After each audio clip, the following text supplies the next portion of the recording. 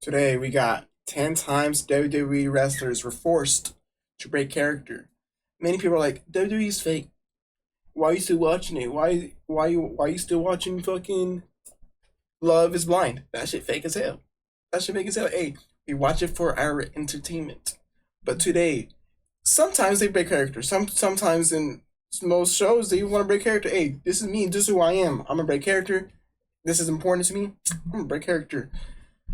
10 times WWE wrestlers were forced to break character. So they had no intention of doing this, and they had to do it because they needed to do it. So let's put our headsets on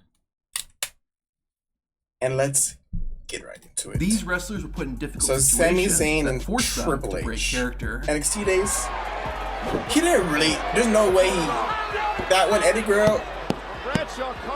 Bradshaw's crazy for that though. WWE and the Attitude Era usually got all the credit for pushing the envelope. ECW was the one who really got it started. The Philadelphia-based company featured extreme violence and edgy storylines, and for the most part, the fans ate it up. Spike Dudley with there was one moment that went too far and forced wrestlers to break character.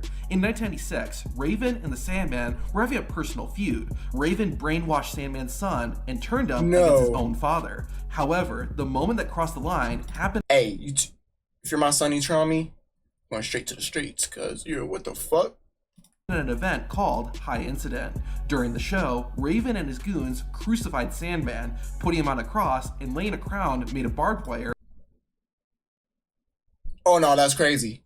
No, that's actually crazy. You can't do that. You can't do that. What are you trying to say?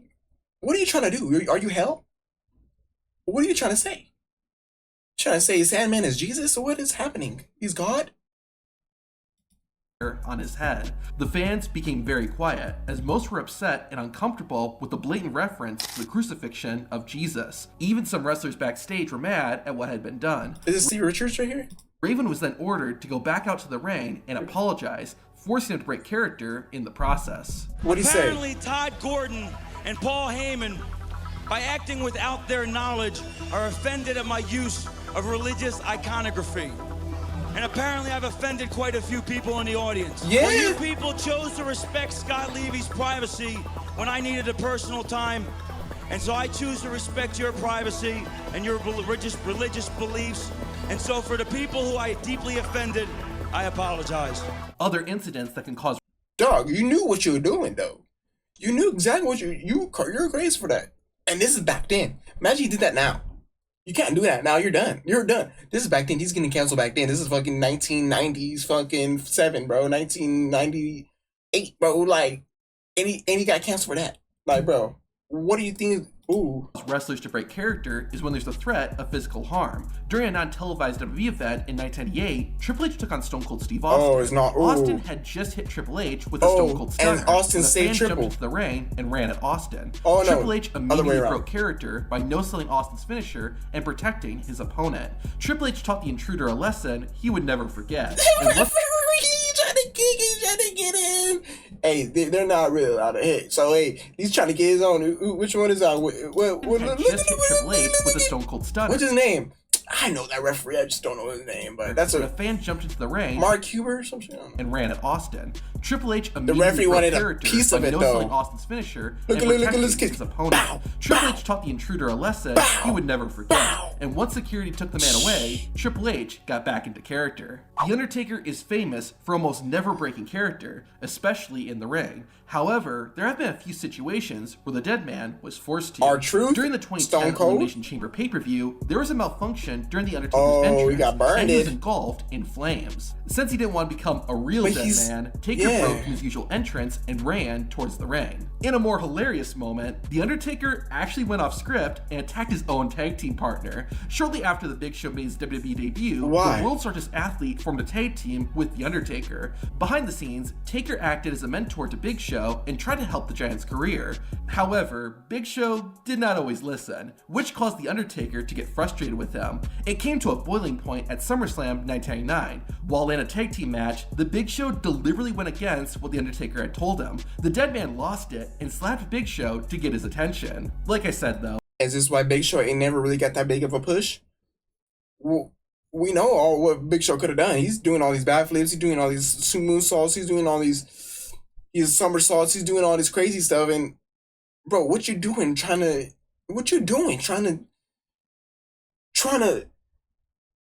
make a name of yourself in the form of the Undertaker's.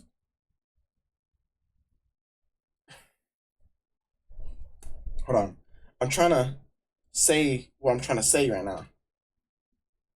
You're trying to make a name of yourself in Undertaker's spotlight, but like there's like a different way to say it. But like, you know what I'm saying though, right? It was usually only serious situations that Undertaker broke character. The Over the Edge 1999 pay-per-view is infamous for being the event where Owen Hart fell to his death in a stunt gone wrong. The show continued though, and The Undertaker competed in the main event. That's crazy. Taker soldiered on, but fans could see the Phenom getting emotional as he was preparing for his match. How you do that? A rare side of Undertaker that fans normally would never see. Another very serious moment would happen during a live broadcast of WCW Nitro. During the show, Raven and Kanyon were set to take on the Mexican luchadors Villano 4 and 5. Yeah. Only 30 seconds into the match, Raven and Kanyon set Villano 5 up for a powerbomb neckbreaker combo. However, the timing was off, which caused Villano to land on the back of his head. Raven instantly knew what was wrong and broke character. Raven stayed by his opponent's side and helped stabilize Villano's neck. He remained there until Kanyon arrived and were able What's to up with you, over. Raven? The injury not only threatened Villano's career, but also his life. Because of Raven's quick thinking, Villano covered and returned to the ring about 2 years after the accident. One of the most infamous main events in wrestling history Jeff Hardy versus Sting at TNA Victory Road. What are you trying to say? What are you trying to say? Hardy walked to the ring intoxicated and under the influence of drugs. Because backstage personnel hadn't seen Jeff Hardy until right before he was supposed to make his entrance, they didn't know he was in no state to wrestle. This forced TNA to go off script and get Jeff Hardy out of there as safely and as quickly as possible. Before the bell was run, TNA executive producer and on-screen authority figure Eric Bischoff. I'm back, and I'm better than ever. I'm back. Never say never. I'm back, and I'm better than ever. I'm back. Never say never. Bischoff came out to the ring. While he made it seem like it was part of the show, Bischoff was actually telling Jeff Hardy and Sting what the new plan was.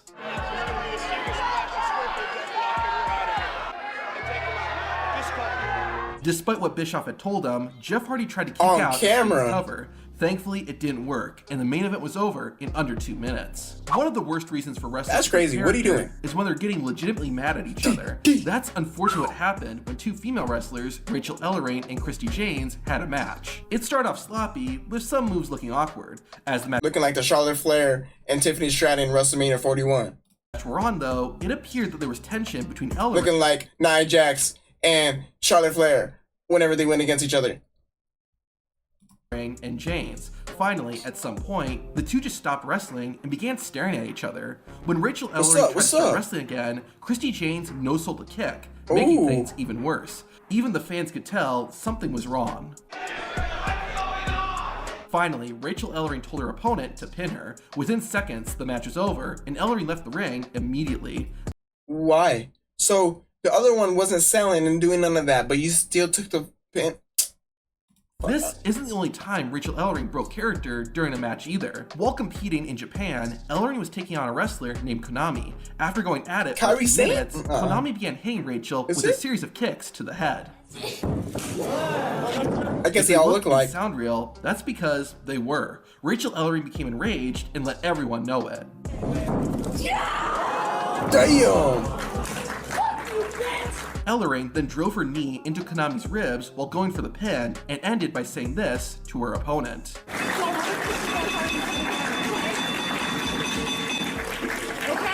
This next wrestler didn't just break character, he absolutely destroyed it. In Don't fucking kick me just fucking kick me so hard next time. Okay?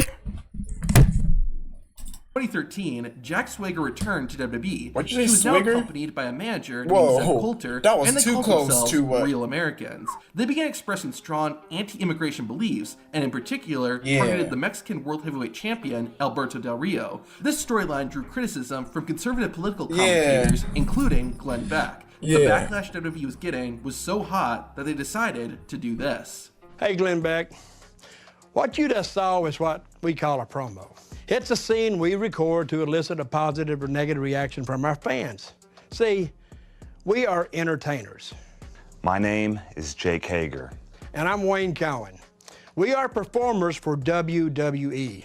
Zeb Coulter is the character I play.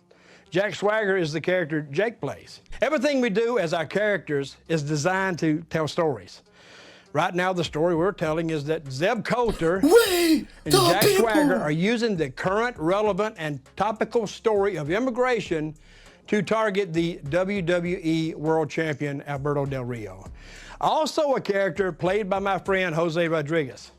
In our story, we are the antagonist, and Alberto is the protagonist. During the main event of a 2015 episode of Raw, John Cena found himself in a 3-on-1 handicap match against Seth Rollins, The Big Show, and Kane. Triple H was watching ringside, but had a hard time focusing when an 8-year-old boy kept chanting his name. Fitting with his villainous character, Triple H yelled at the boy to stop. This caused the young fan to start crying, so Triple H decided to break character. Wow, the King Triple of Kings H consoled the 8-year-old and let the child know he wasn't really that mean. The game even invited the young fan backstage and gave him some free WWE merch. Even when wrestling in interviews outside of WWE, they still maintain a bit of the illusion. It's very rare to hear a wrestler admit wrestling is scripted, but that's exactly what everybody Edge knows said. it. During the Attitude Era, the Radar Superstar was on a talk show when a fan called in saying he felt WWE went too far when The Undertaker cut his wrist on Monday Night Raw. This is what Edge told the fan. If you look at The Undertaker, how is he any different than Darth Vader?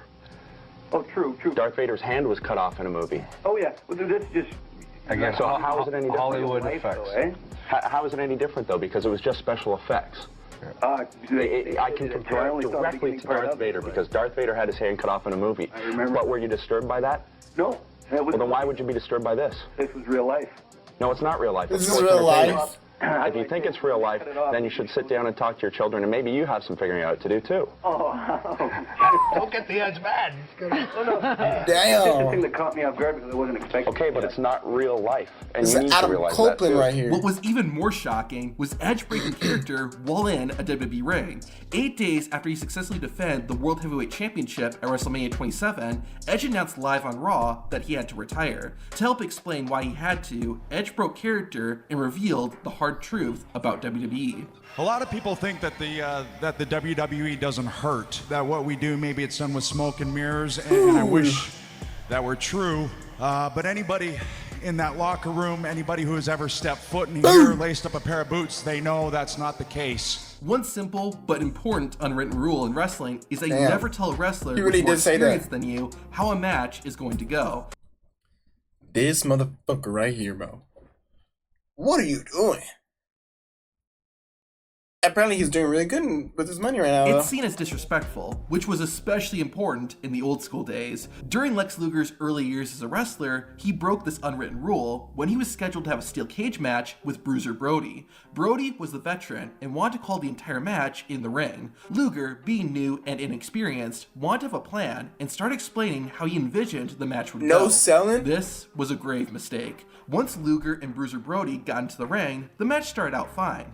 Then, suddenly, Bruiser Brody stopped moving and just stood and stared at his opponent. He stopped selling Lex Luger's offense too, and both Luger and the referee weren't sure what was happening. Oh, hell Luger no. ultimately decided to hit the referee and get himself disqualified to end the match. Lex Luger quickly climbed out of the cage because he was worried that Bruiser Brody was legitimately mad. Afterward, Luger talked to Brody backstage, and the two thankfully made peace. When a wrestler gets hurt for real, that's often the moment when wrestlers will break character. Kick out at 2. He's hurt. Uh-oh. Oh, no. This is what happened during JD McDonough's. All right. Did he? Was he was no? I don't think Chris Jericho was actually really mad McDonough at competed Charles. in the 2017 Short hair WWE Madonna. United Kingdom Championship Tournament, and his first opponent was British wrestling legend Danny Burch. The match was going smoothly until JD McDonough kicked his opponent in the back of the head. Instantly, a pool of blood had formed on the ring. Reacting fast, the referee told JD McDonough to pin Burch and end the match. Danny Burch was likely too incapacitated at the moment to hear the referee, so he kicked out. Still, the referee called the match so that Danny Burch could be given immediate medical attention. Thankfully, he was okay. but this next wrestler wasn't. The main event of the Damn. July 8th, That's a 2002 badass for episode of kicking Raw out. featured a massive 10-man tag team match. One of those That's men was instincts Kevin right there. Nash. After You're literally knocked out. You're literally knocked out. Blood bleeding from the back of your head.